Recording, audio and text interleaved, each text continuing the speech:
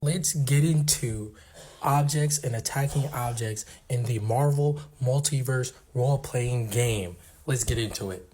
So let's first start off by saying, how does improvised weapons work? Because you guys already got the general description of objects. You guys shouldn't need it.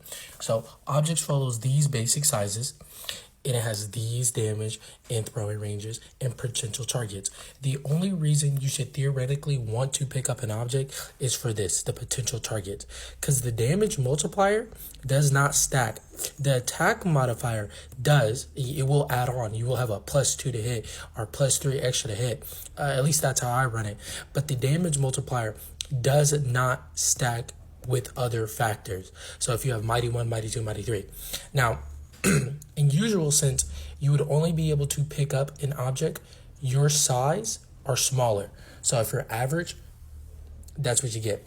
With caveat of Mighty 1, which increases your strength, and having the ability to roll to pick up an object one size higher than you. The only problem with that, opposed to having Mighty 1, is that you're not able to swing or throw it. You can pick it up, but you cannot swing or throw it. It states, right... Oh, it took me so long. With a challenging melee check to lift something one size larger than normally can, but they cannot swing, carry, or throw it. See, after you get a fantastic success, your weapon will in fact break, and that's just about it. You get so many things from this because you could like lance somebody with a if you use big here, you could theoretically land somebody with a light pole, or you can hit somebody with a gigantic truck and it do +2 more damage than what it usually does. But the multiplier will stay the same. So that's about it. It has potential targets all on the table right there. It's really nice. It's nice, nothing really special, especially because a lot of minions in this game are like have 30 health anyway. We're gonna get into health sync, but this is not that bad for something that you're gonna have to deal with minions with more than 5 health.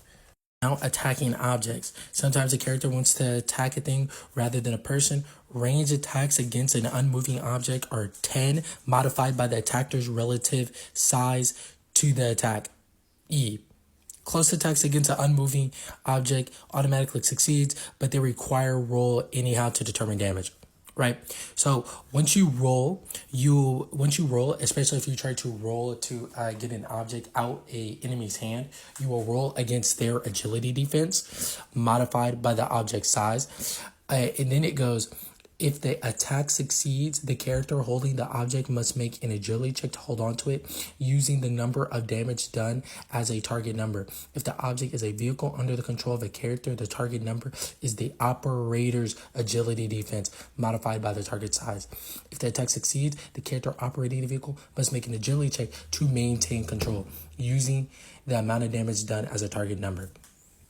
So whether the object is harmed is up to the narrator, but this is where we go into the next thing, which is plowing through objects, because I feel like it's not up to the narrator. I think it's up to this section right here. This section just details a table where it tells you what damage is needed to hit certain objects. Now, I will say this does not mean your character, or your opposition will soak up that damage if you hit them into the wall, which is just stating this is how much damage you need to do to the character and the wall for it to break. How it usually works is if you smash someone through a window, that window will soak up 5 damage, and the dude will be less than 5 damage. I guess if people back, or just to like knock them back, or like give them a little warning. And we're in the end of an era. Because that's it, guys. That's it. That's combat. Hey, so we're going to go over creating a character.